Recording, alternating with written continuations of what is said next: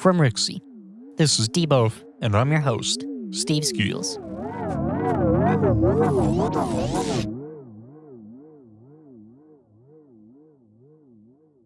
I copied mine. Or I copied Sean's to all of ours now. Alright, well, it should be the same. That's how that works. Okay. Start us off. What's going on? Welcome back to Debuff. Steve here with Sean and Mason. What's going on, guys? What's up, man? How are you doing? I'm pretty good. What's going on with our voices there, guy? I don't know, Mason. Why don't you explain it since you set it up? What does it remind you of, Sean? Longmont Potion Castle. Well, why is that? I'm not even trying to. It's so hard to talk. Yeah, you gotta just talk normal, but it still is pretty hard when you hear it in your own ears. It is really hard. Yeah. I'm trying to just not listen. So for a long time, I've tried to find how to modulate. While recording? Modulate a vocal like this because it's something you can do on TikTok, but I just couldn't figure out how to do it on the podcast. Well, we're not going to do this the whole time. We're not going to do this. We're definitely not going to do this the whole time, but it's so hard. It's like you're drunk. It's so hard to speak. I think. Go ahead. We use I have a program called Retrocolor, which has a wobble feature, which can make it sound like tape flange. And yeah, like that. Yeah, so that's why our voices sound like this. As they mentioned, they listen to Longmont Potion Castle, a pretty famous prank phone caller that does shit like this all the time. Yeah, so and worse, I would say. Longmont Potion Castle has a podcast. He has a podcast. Oh, really? No, he doesn't have a podcast. He has these albums that make his voice sound like this. But those ads are actually adding. A lot of times, it's not the whole conversation, right? He just throws it in to fuck with the people. Yeah, and then talks especially in the ones where he calls GameStop. This one makes me think of this effect.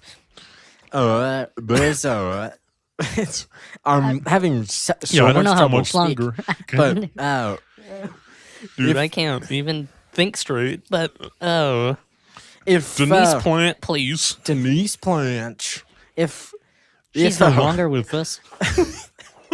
Oh my god! If viewers of the show want us to sound like this for a whole episode, we'll do it. But it's going to be really difficult.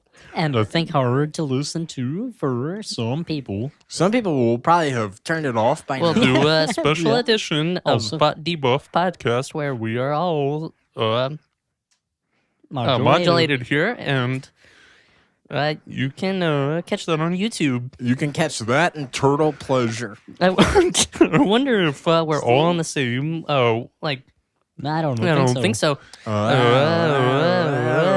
That's weird. I think we are. Well, it should be because it's all the same effects chain.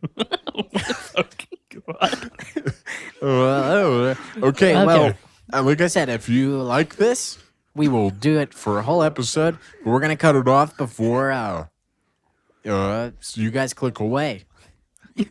Check us out on YouTube. Yeah. Hello TikTok. Yeah, I do think that this will be funny to be put on TikTok. That is such a funny sound. Just do it till it turns off. Okay. Yeah. All right, well, now it sounds weird. Put it back on. All right. Wait for Mason to return. I did have a few things to talk about. I know we were saying, I think every time we do this podcast, one of us says, I don't know what we're going to talk about. I mean, I had. And then we still end up filling an hour. This weekend, I was like saving stuff. Yeah, we always say that when we are about to walk in, but man, he's actually really far off of screen. Do you want me to turn the camera? Can you just turn it? Just nudge. It's probably locked in place, but yeah, right there. Yeah. I mean, A it's little further because it's locked. There you go. All right. oh, Oh, okay. Well,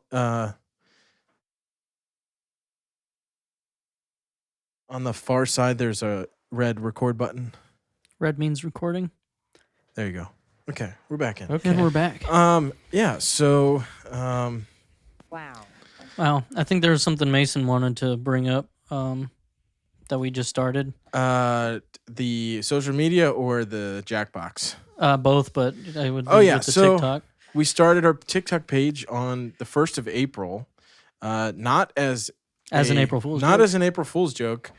I was thinking about it, and Sean had said it before, and you might have said it, and I made a joke in one of the episodes like, "Oh, I gotta edit 9 more videos a week," and the thing is I already make clips, Yeah. and a lot of those can be repurposed. It's just a matter of editing them to the correct aspect ratio that TikTok has, which is 9:16. So Just turn the whole podcast video sideways. yeah, I'll just turn it all sideways, and we'll just Well, then condense we it can into watch one. them in landscape on TikTok. I'm just gonna take this whole episode, this hour-long episode, and I'm gonna speed it up to 59 seconds, and that'll be our next TikTok. Yep. I like it. But yeah, we had actually some like some decent success in the first 2 days.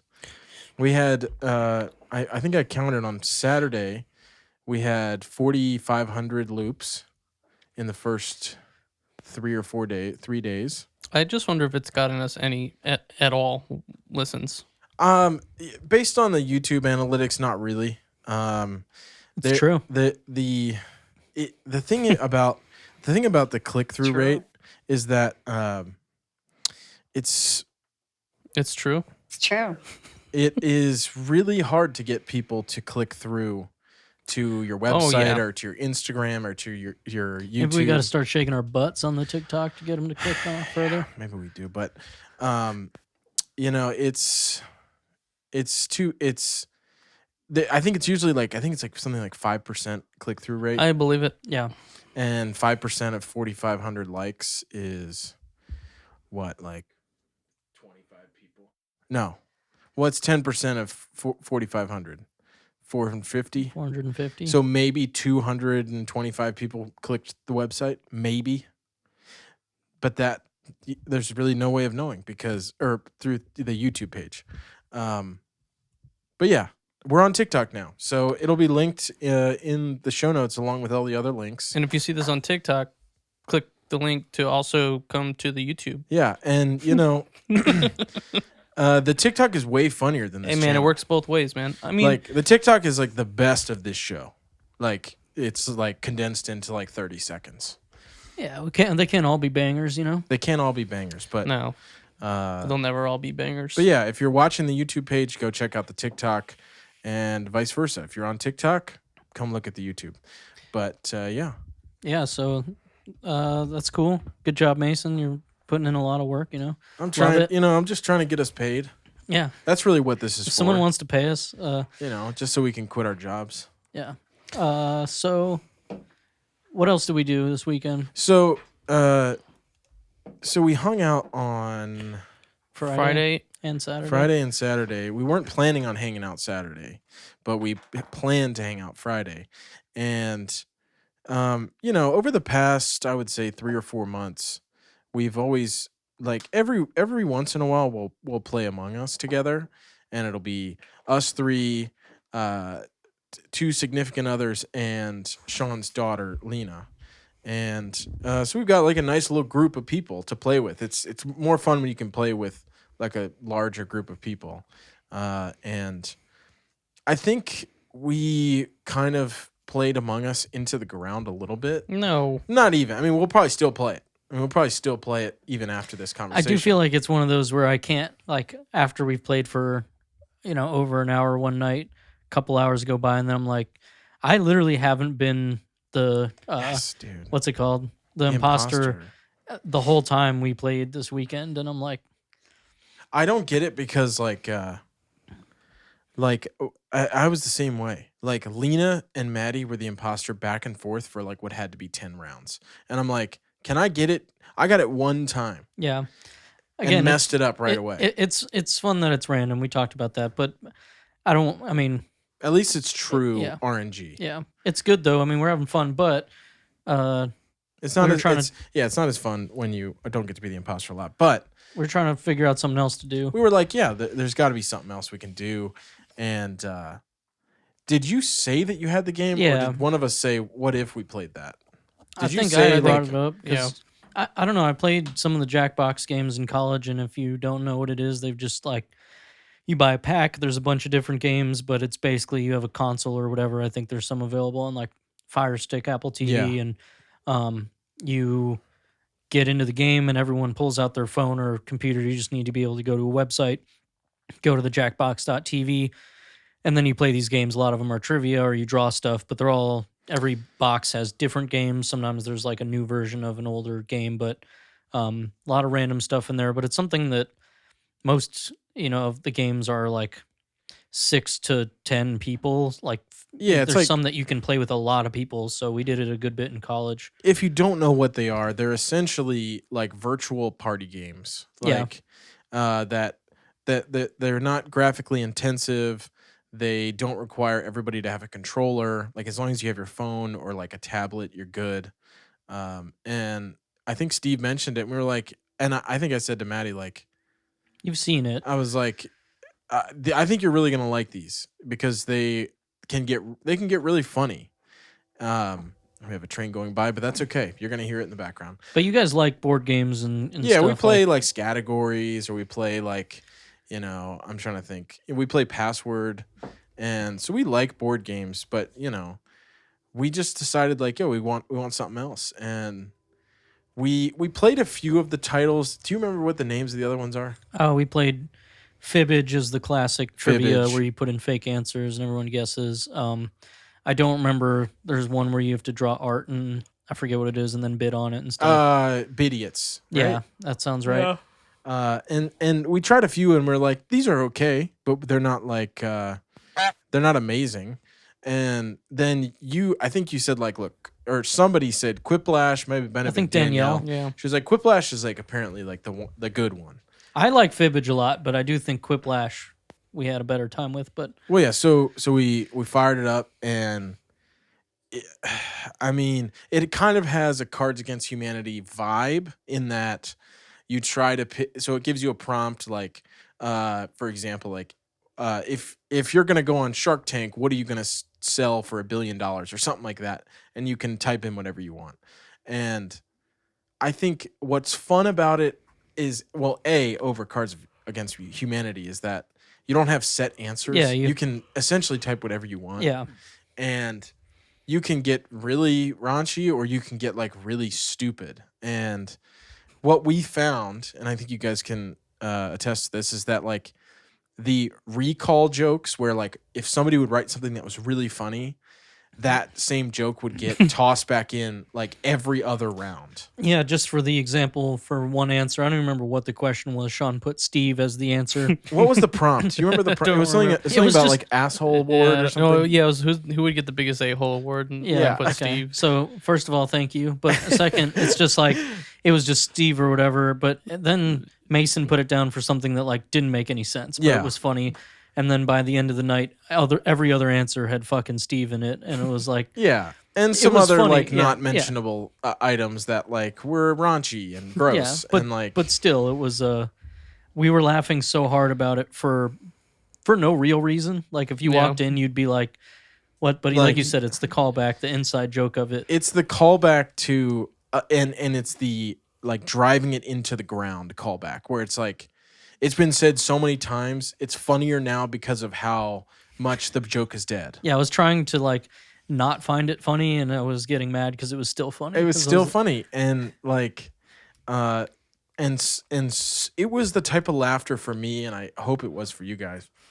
That was such a heavy laughter that like you almost feel like out of sorts when you're done laughing, and you almost feel like you've been tripping a little bit, and you're kind of like, what just happened?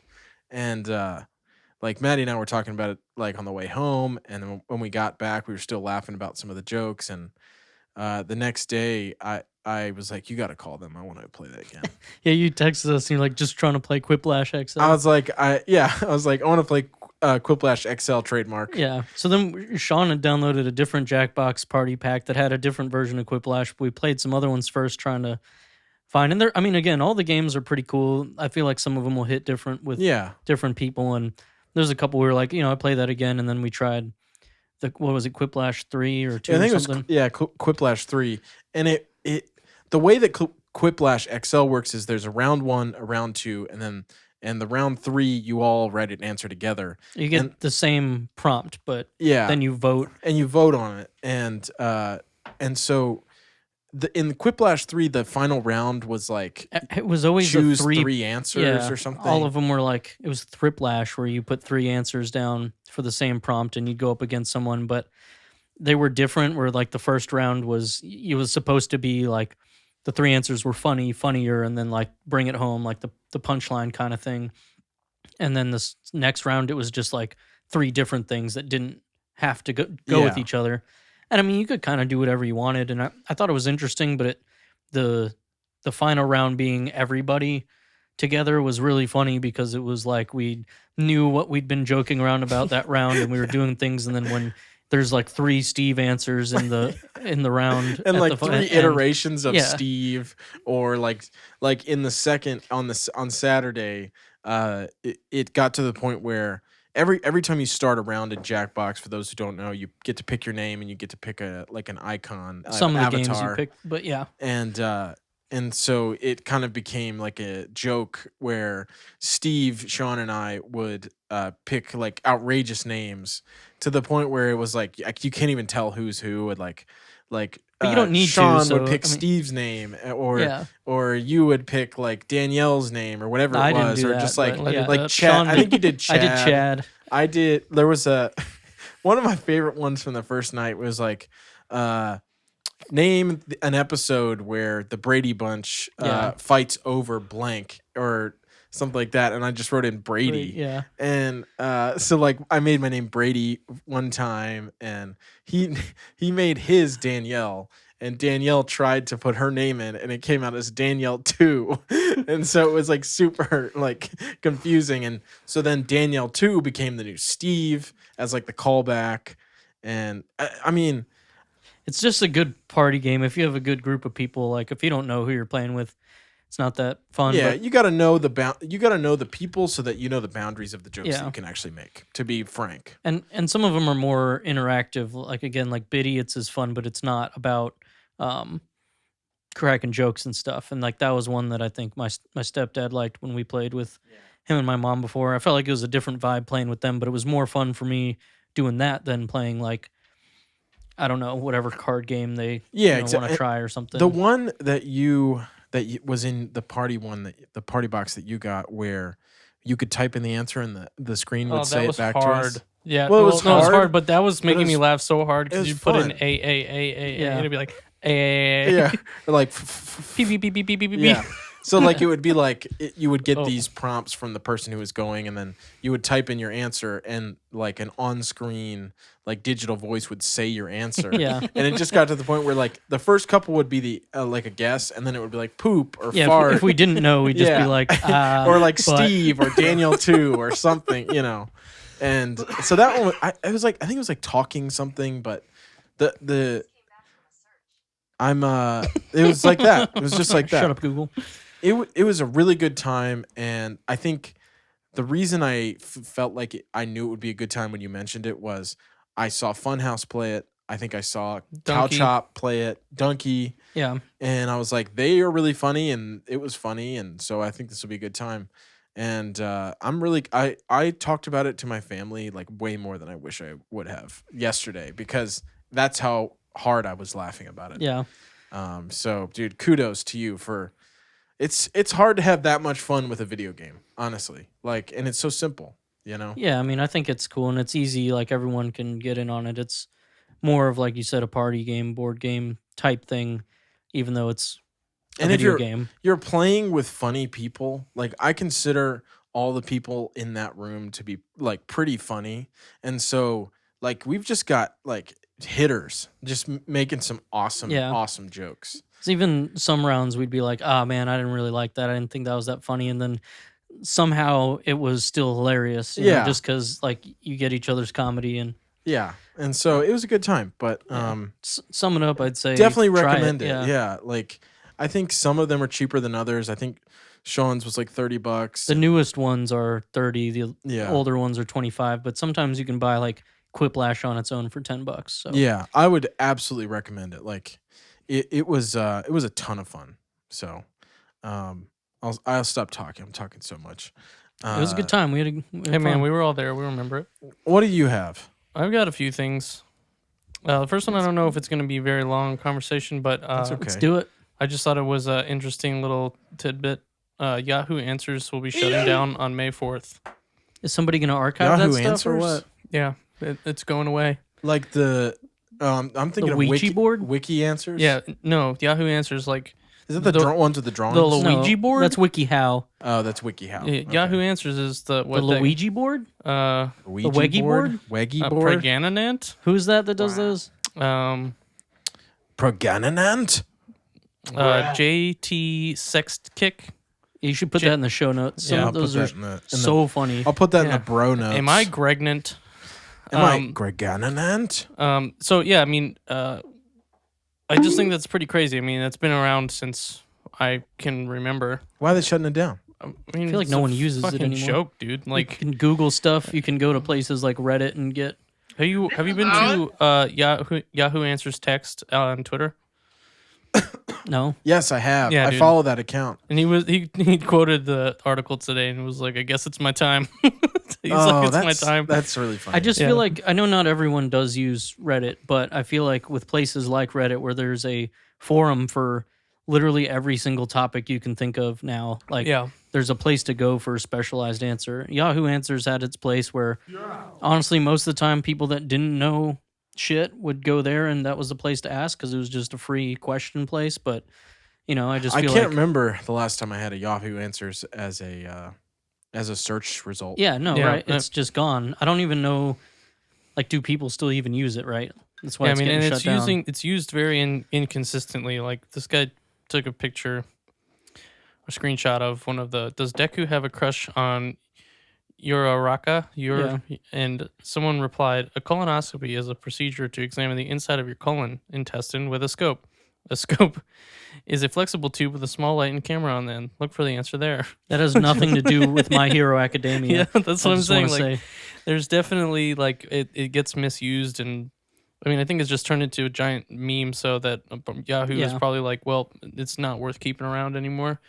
Which, you know, whatever. It's still funny to me though that That shit hurting. I'm hurt about that. I mean, yeah. It's too bad. um Yeah, it's too bad. And that is a really funny Twitter profile that I will put on screen and in the show notes. That like even until May 4th, is that when it was? You should Yeah. definitely look at that because there's some bangers on there. yeah. I really do hope somebody like tries to archive. At Yahoo Yahoo Answers, Answers TXT Okay. for the listeners. Yeah, I mean, I do agree. They should archive it or put it somewhere. Archive.org. I don't know. Yeah, I mean that's just a relic, dude. If you know, imagine years from now, people being like, "Dude, what's Yahoo Answers?" And it is a meme now, but I think it is. I don't know. I never posted a question there, but it was definitely something that earlier internet. It was a spot. Yeah. Yeah, I mean, There's over 6 million captures of Yahoo Answers.yahoo.com. So It's probably archived enough. R.I.P. Yahoo Answers. you want me to keep going or? Yeah, keep going. All right. I messaged you or I emailed you a yeah. link. I saw that. Can you pull it up on the computer? Yeah. Got to get that. So I want the sound to monitor come up through in the. here. I just want the sound. You said you no. emailed it? Yeah, I mean, you don't have to necessarily Yeah. see it, but it's still pretty crazy. Which email? There you That go. one. Maybe turn the sound down a little bit. Do you have to unmute? Dude, so did you guys see this? No. Oh, I have the reverb on. Oh, well. It's still crazy. I saw you like or retweet this.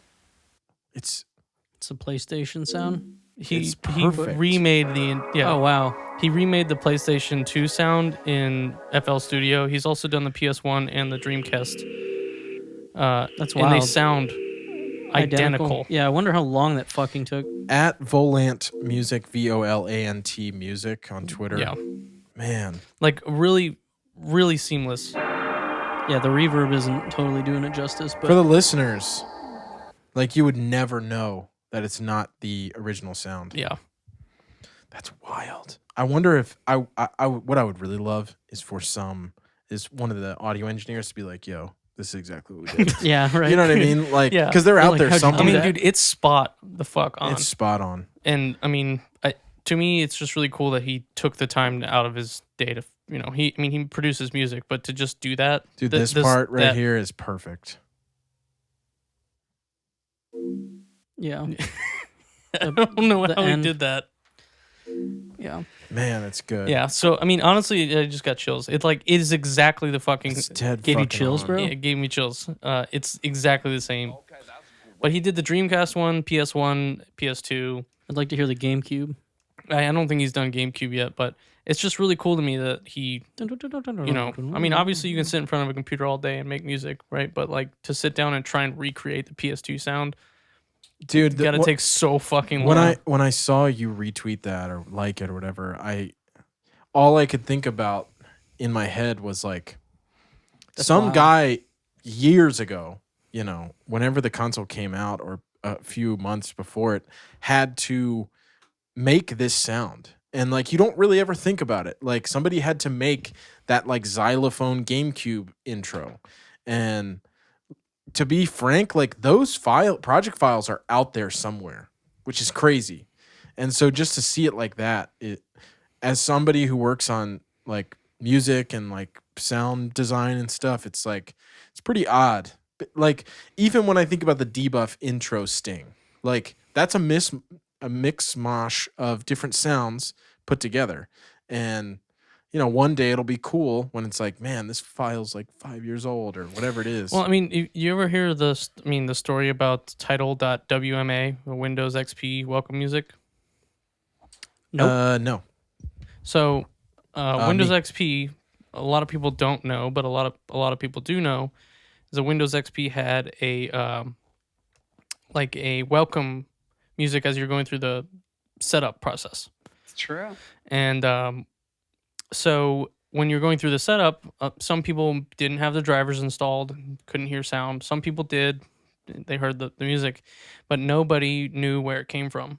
Like, Microsoft didn't ever say, here's where we got the song, or here's who produced it, or whatever. There's no record of it until, like, somewhat recently, I guess, Stan LePard uploaded it to SoundCloud. I think he's not with us anymore. Stan LePard. That's what I was gonna say. Oh yeah, I don't think he's alive anymore.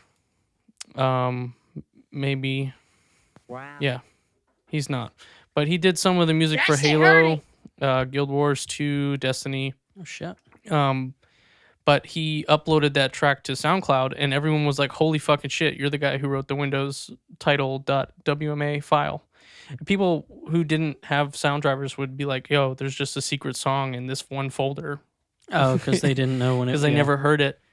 It was a pretty interesting video I watched about it. It was by Michael MJD on YouTube. It was called Title.wma, The Origins of the Windows XP Welcome Music. It's like an 18-minute video. Pretty cool stuff.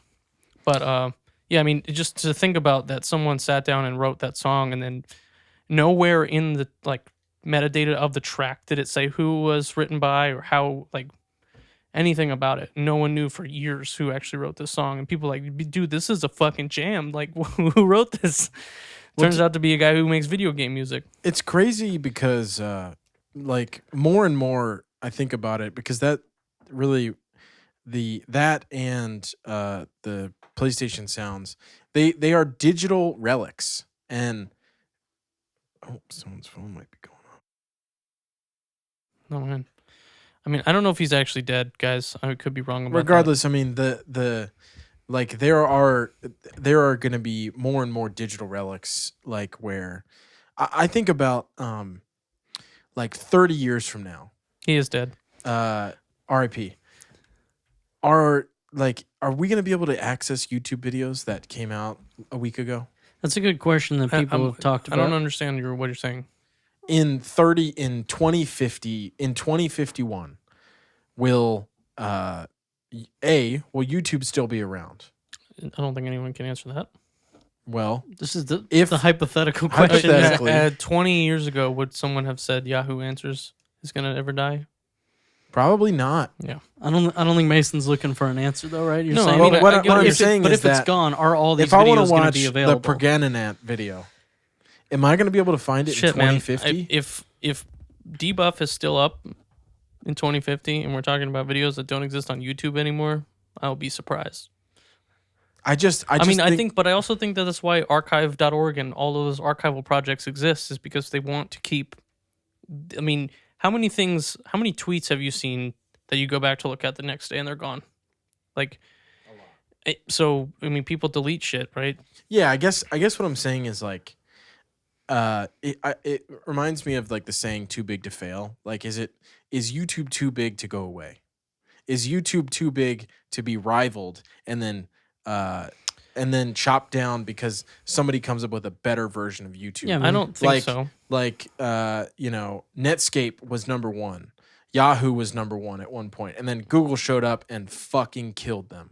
And Netscape was dead before that. YouTube well, yeah, was I'm just saying, before like, Google. and just for I mean- argument's sake, like, will YouTube ever have a competitor where it's like, yeah, if you want to go watch those Rhett and Link videos from 2015, good luck. You're not going to find them. I don't know. I think about that. I think that they're probably at this point too big to fuck with. But I mean, if you look at eBay, that was like a huge place to purchase items. But now there's all these other places. I mean, Amazon has eBay stomped. eBay's trying to compete with Amazon. I mean, I still would go to eBay if there's some used shit that I'm really looking Yeah. for. Yeah, I mean, but I mean, if you're trying to sell a phone, I would go to like Sellify or whatever the fucking name of those yeah, So- there's other options that are specialized or better. Yeah, I can't just think of so one many- off my top of my head, but they give you like a price. Yeah, Yeah. Cell is one of them. Swappa, like a lot of people use Swappa, but I don't know that I would trust eBay because I've tried to buy and sell phones through eBay before, and it just didn't fucking work out. Like the guy either didn't send me the money or like, I Yeah. don't know. I got a sweet deal on a Vita a couple of years ago. I think it all depends, but I guess my point is like, I do wonder if the media that we're experiencing now will be not only accessible, but like will be essentially studied. Like, I know that's crazy, but do you think when like people went to movies from like Charlie Chaplin, for example, they were like people aren't going to study these one day. Like, these are comedies. Do you know what I'm saying? Like, yeah, no, I get you. Charlie Chaplin is a fucking legend. Yeah, But I can say that now with the knowledge I have. Back then, do you think they were No. saying like he's going to be a legend to people in the No. future? I know. Like, And that's what I think about. Like, all the internet pioneers that have come up in the past 15 to 20 years, like, are those people going to be studied? Are these YouTube videos going to be cataloged or at least available because YouTube has been around for 50 years? I think in some sense there will be, and there are people that save YouTubers' videos, like people that they like, Yeah. and have them hosted somewhere that you won't find just by Googling or whatever. But because stuff like that happens, you see like re-uploaded videos once it's taken down or Yeah. something. But I do think in like a broad sense, it's just interesting that a lot of the stuff we deal with now only has a digital file. There's no like hard copy somewhere, right? You record the video on your digital device, you do whatever editing, save the file, upload it, and if your computer crashes or something, maybe the YouTube video is the only one that exists, and if that's gone, it's gone forever. And I think it's cool, but the only thing that recently had happened that I can think of is, with last year Nintendo had the like data leak of all this old their source files and stuff, of like games and stuff that people had never seen. The Giga Leak. Yeah, and like it's kind of fucked up that happened to them, but now that it's out there, like it's very interesting that exists because that's stuff that nobody would have ever seen had it not been released. And I don't think we need necessarily to see that, but it is pretty cool that exists out there, right? Like you said, the PlayStation file. There's a file of that somewhere. But so, do you guys watch Netflix's High Score documentary? I think I've feel seen like it I in talked about passing. this on the podcast before. You've definitely told me about it, but Maybe I've told you guys about it, but I mean, I think that can happen with physical media too. I mean, in this case, it wasn't, but the guy who wrote this game called Gay Blade, it was like a like Beyblade. It was like an RPG for like the LGBTQ plus community. He made a video game a long time ago where physical discs were the way you got the game, and he lost all of his copies during a relocation. And ever since then, he couldn't find a copy of the game, and he was like, "It's gone. Like I don't have the original source code. I don't think anyone has this game anymore." After the documentary came out, somebody did have a copy, and now it's archived on the Internet Archive or whatever. But I do think that is possible to happen with physical media as well, for which sure. is also still pretty crazy to think about. I know at Funhouse, I think a couple of them had worked at G4 before, and like on Attack of the Show, which I watched, and anyways, they talked about how there was when G4 was going under to like there are probably archives of all this footage that they either didn't use or the original copies of episodes of like Attack of the Show and stuff that it's owned by the company. I don't know if people got out with them and stuff, but they're like, there's stuff that we made that we'll never see because it's locked Disney away. vaults, Yeah, dude. I mean, it's the whatever happened when G4 died, that's just gone. And they talked about it a couple times, and I thought that was interesting because, I mean, that was like where they got their start, and all that stuff that they worked on is just gone because they didn't own it. They can't take it with them, right? Yeah, exactly. And maybe you get out with a file, but they don't. I don't know if they did. They don't say that, right? Because they stole property or whatever. But I don't know. It just makes me think whenever I think about like the future of internet culture and entertainment. I just wonder, like, are these things that we're going to be able to access then? Like, or is it just not going to be worth it? Or like, is there going to be something new? Like, well, I don't know. It makes me think. I think it depends too, because I love buying physical video games to have it, and not have to re-download, or if the shop goes offline, right? Like right now, we say maybe Steam will never die, right? So all the games I buy on Steam will be there, but they can, or my account can get stolen or whatever. Maybe Steam will be beaten one day. I don't know, but I buy a lot of physical games for Switch and shit. I'm like, well, what if the store goes offline? You know. Well, with video games, there's a ROM for probably every single game out there because there are people that rip every single game they can. You know, that's just what they do. They buy every game, they rip it, they upload it. And who knows, my Switch could die before I'm not able to find a file, and then the only way to play it in 20 years will be on an emulator because no Switches are left alive, you know? So does it really matter to have the physical, or I don't know. Yeah, it's funny that you say that with like archiving ROMs. There was a video, I don't know if you guys have seen it. I'm going to have to do some digging to find it. But there was a guy I think I saw it a couple months ago, that was looking for this Japanese McDonald's Nintendo DS game. Yeah, see that kind of shit. I don't know, but that's... Have you heard about this at all? Was this Retro Future? No. He does have some weird shit. He has some weird shit for sure, and we've recommended him a million times over. But this guy, so apparently there was this like fabled McDonald's Japanese training course that was on the DS, and it would like teach you how to work at McDonald's. It's wild. That they would give to employees. Like, I guess when did the Nintendo DS, like the first one, come out? 2005, 2004. I mean, something probably like that. something around. Steve wants beer. And so it was like around that time, and the thing was that the copies had these codes that you had to get in to actually play the games on them, and there were like never any copies to be found. And this guy found one on this website and had it sent to him, and then he asked the guy if he had the code, and he either gave him a code or like he had the wrong code, and it's this amazing story about essentially finding a lost McDonald's DS cartridge. Yeah, that's fucking weird, dude. And it's an absolutely amazing story. But he immediately, when he gets the cartridge, he backs it up to like archive it and allows other people to play the game. And I think that's just like a small story of the greater thing that you're saying. That's like these physical media things are going to get lost if they're not archived.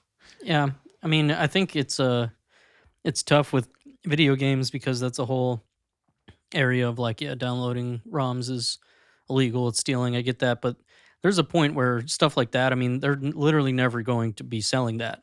So if you don't get the ROM, you never will get your hands on it. It's an interesting part of history, and video games themselves are still like a pretty new medium in the grand scheme, right? So I feel like trying to archive that stuff to see, 50 years from now, whatever games kids are playing now, be like their fucking VR headsets or whatever going into another world, and then they're like, well, back in the day there was little handheld games, there were shitty graphics, but places like fucking McDonald's, which I'm sure will still be around, had a training game on this little tiny 2-screen device. Like, isn't that nuts? Like, I think that'll be really cool. Well, that's actually a really interesting point. An interesting question is, we see it a little bit with the new consoles that they are, at least with the Xbox Series X, they're coming out with digital only, no drive versions. When do you think, if ever, they will stop producing physical copies of video games? When the whole world is connected to the internet. Yeah. I don't, first of all, ever want that to happen, but I don't want it to happen, but I'm saying, do you think that there's a point in the future where that happens? We're already basically there with computer games. I mean, there are games that are put out on disc, but I don't know anybody that buys them. I don't even have a CD drive in my computer. You know, we have an external one we'll use if there's for some reason. Yeah. But that's just not what you do anymore with all these Steam, Epic, whatever the fuck you use. Like, I feel like there's no need.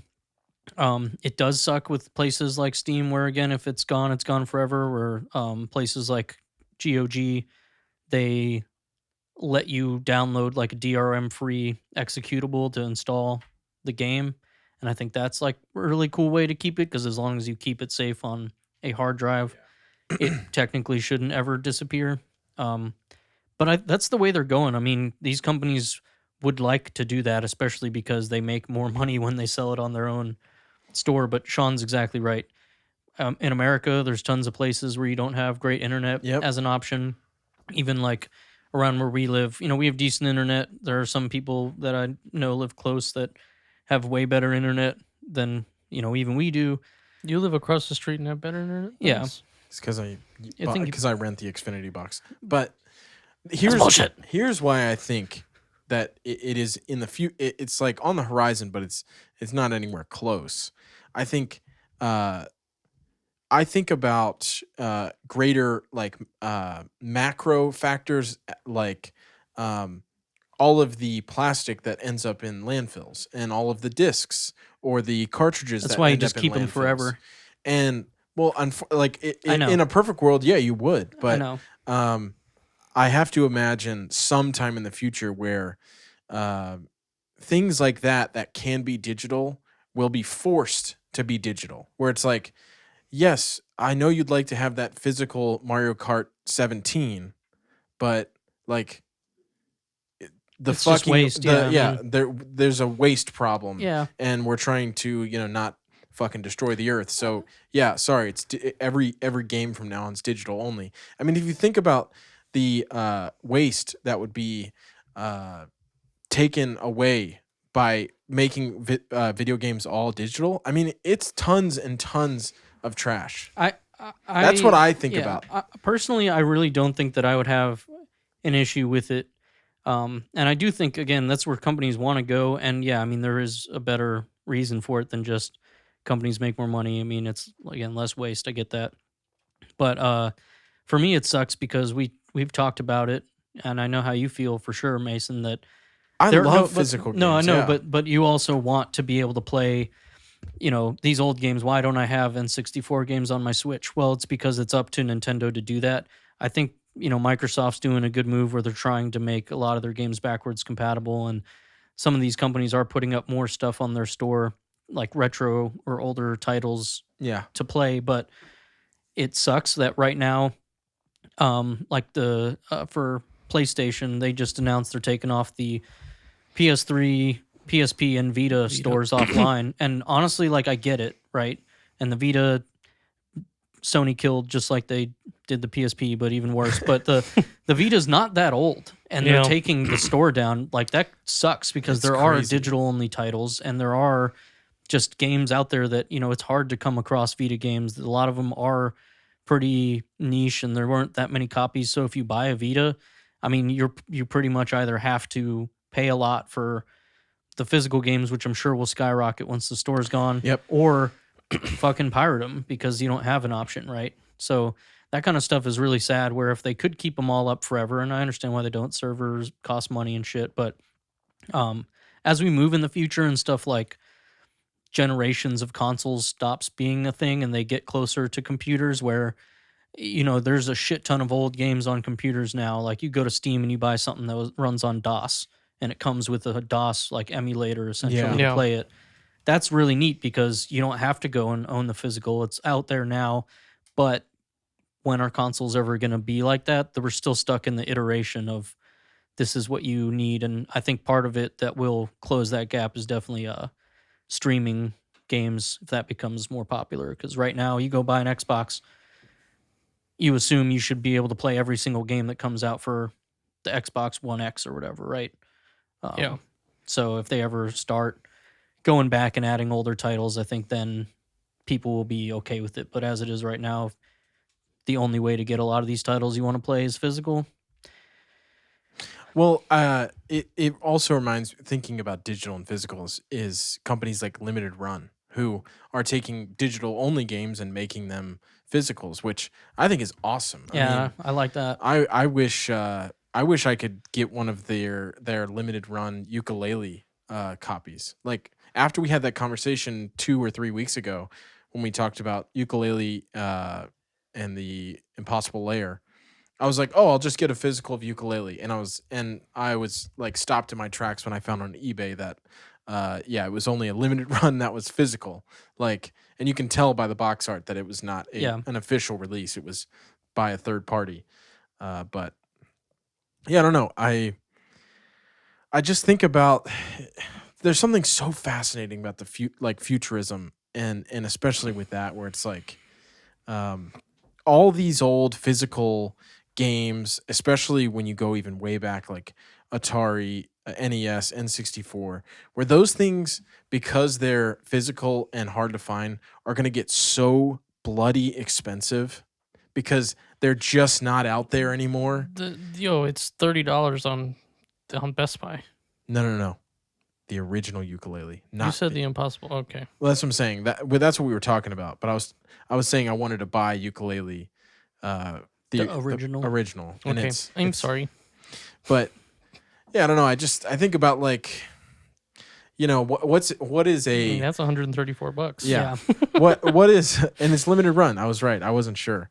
What is a, like, good copy of, like, GoldenEye in good condition going to cost in 30 years? Like, probably a crazy fucking amount because they're just not going to be out there, Yeah, I mean, that's like where they basically become collector's items, which is weird because they're not that old, right? Again, I mean, Yeah. the video game industry has been getting bigger all the time. So back when they made that, I don't know how many copies were produced, right? I don't know how many sold, but there's more and more people playing games. So now I feel like there are going to be more, like, of a PlayStation 4 title or whatever. But who knows? Maybe in 30 years, my Final Fantasy VII Remake copy will be worth something. It will be at some point. Well, what game was it? The original Mario Bros. Game just sold, like, and for the highest price out of any other game ever sold. What was it, like a first run edition or something? What was it? What made that that copy? Inbox, like, Was it sealed? A sealed copy of Mario Bros. Sold for $660,000. Was it minted?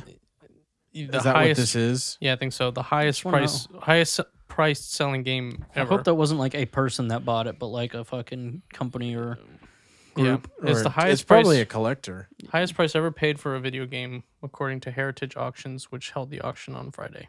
It's just crazy that again, that's not that old and it's worth that much just because, I mean, they probably didn't make that many of Mario 1. I mean, how many people had NESs then compared to like Switches that have sold or whatever? I mean, Well, that was 3 days ago, guys. Is that an A+ rating mint? Yes. Yeah. See, a 9.6 like sealed copy of Mario Bros. That's the thing. When you think about a game that popular, people weren't buying it and putting it in like a fucking chest. They were like, I'm ripping it open and playing it. You know what I mean? So it says here on Polygon, the record-setting auction for Super Mario Bros. Wasn't the only impressive sale NES did.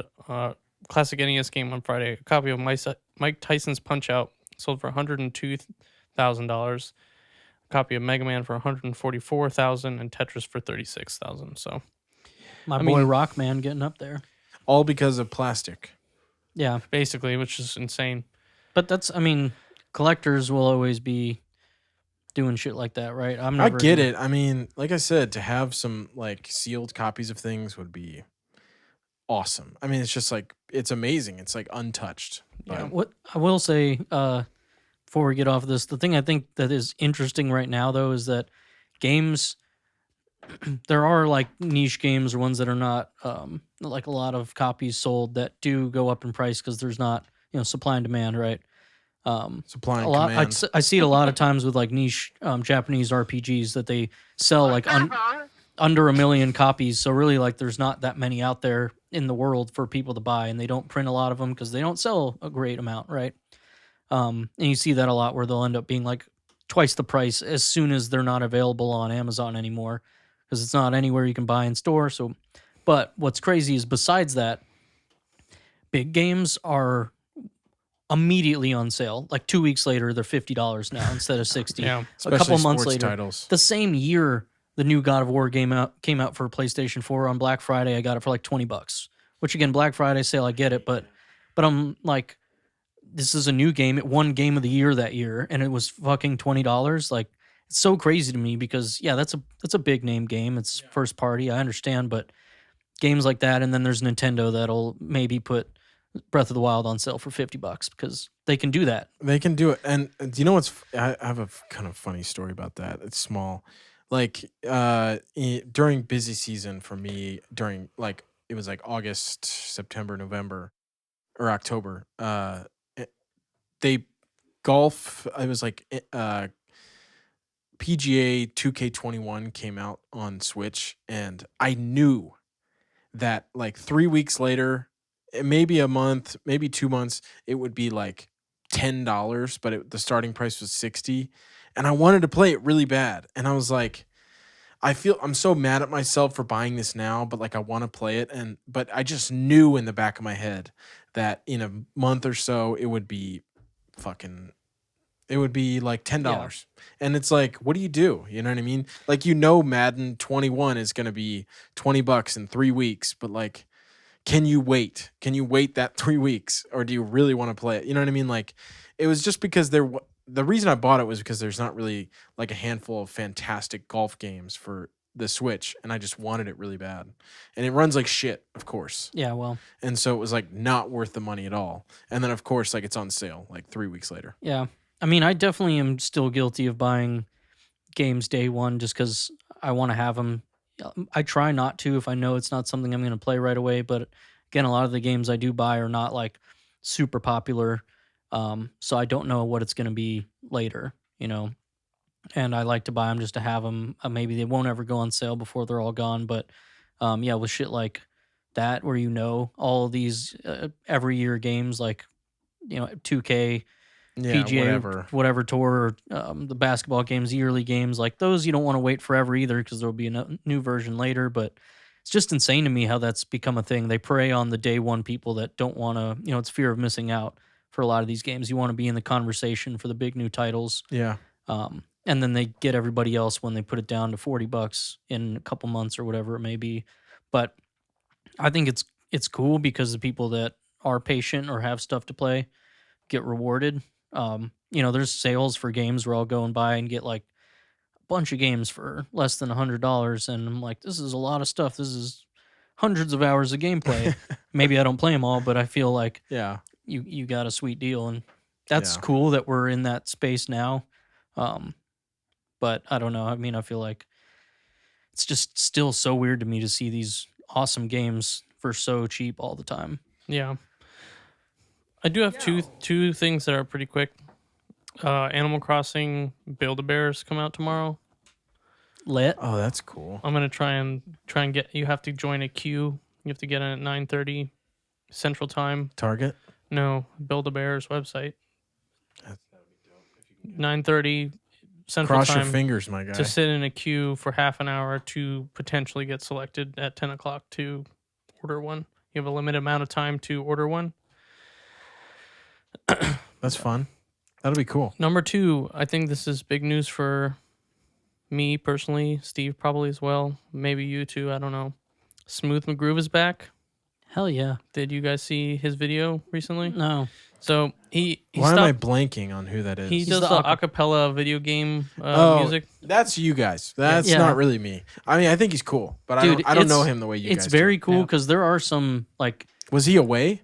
Yeah. So, I'll explain that in a second. I just want to say, if you don't know, Sean explained acapella video game music, but it is ridiculous. The songs that he's put out, like, there'll be Mario or whatever, but he's got fire tracks from like Mega Man X, which all those songs are amazing. He did fucking One Winged Angel from Final Fantasy VII, like very good. And I love when you see the videos, you can tell like how many tracks he had to make of him recording the separate parts and putting it together. It's nuts and it sounds really good. So probably a couple weeks ago, he uploaded a video and was like, "Hey, I'm coming back." He was like, "Sorry, I didn't say anything, but I didn't want to like worry anybody." And he was like, "And I just needed to figure it out." And I'm kind of paraphrasing here, but he ended up saying that he has a kidney and an adrenaline disease that like stopped him from like feeling able to produce content for YouTube. And so he was like, I kind of just over 2020 took the time to figure out what was going on, and like he's like, I'm way better now. He's like, I'm feeling much better. I'm gonna start making videos again. And he uploaded another one today, I think, of the new Super Mario Bros. Acapella, the overworld theme. So Smooth McGroove he's a really cool guy. 6 hours ago he uploaded new Super Mario Bros. Overworld theme acapella. 2 weeks ago he uploaded the video called "Hey, What's Been Going On?" Yeah, I feel like I missed that. Yeah, he's just a really cool, chill guy and does some really, really awesome work making acapella video game music. So yeah, I feel like even if you're not someone that goes out of their way to listen to video game music, if there's a game you like that he's made a song from, you should check it out because it's definitely not going to disappoint. Before this, July 20th, 2019 was the last video he uploaded. Oh, so wow. Yeah, I was he was wondering. gone for like an I didn't hour, realize. over a whole year. Yeah. That's cool. So- Well, I'm sorry we spent so much time talking about like the future of fucking digital releases. We're at an hour already. Yeah, no, I mean, that's a good conversation, but Um, I don't know what I ended up saying. I feel like I said a lot I of know. stuff. And I was I'm like, do we just spend 30 minutes talking about fucking digital releases? I and, want like, to keep physical games. But anyways, I mean, oof.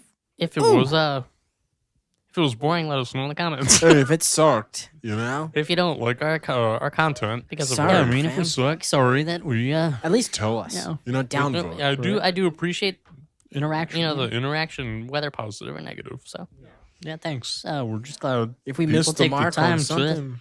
listen. Critique, maybe call us out for when we're done. That's fine. Oh, I mean, we absolutely can be. So. just don't call me out too much because I know it's all the time. I already know that. Yeah, It's okay. I always end up fact checking myself after the fact of after I've said something And on it, this ho- podcast. it hurts my Well, feelings. you just got to stand by your wrong opinion. Yeah, that's the way to win the internet there, bud. Which I hate when people say. I know. I'm fucking kidding. Dude, for the win. Dude, you've won the internet for today. Everybody log off. You've won the internet. All right, pack it up, boys. We've lost. All right, guys, we've lost the internet today. So, Steve, get us out of here. Yep. Thanks for listening. Oh, check out the new TikTok. Check out the YouTube channel. Same handle, Instagram and TikTok. Get fully Debuff talked. Pod. Yeah, come get talked with us. Get talked. Yeah, fully good stuff. talked. Let us know if you want some modulation on our voices. We're trying to figure out a way to turn it on and off, but we're not gonna. I'll turn it on right here just for people Just to for get a taste. funsies. Yeah. Yeah. We'll catch you guys next week. Thanks for listening. Bye-bye. Bye. Bye. Debuff is hosted by me, Steve Skills. Edited and mixed by Mason Carlton. Follow us on Instagram at DebuffPod. That's Debuff, P-O-D. Thanks for listening. I'll see you in the next one.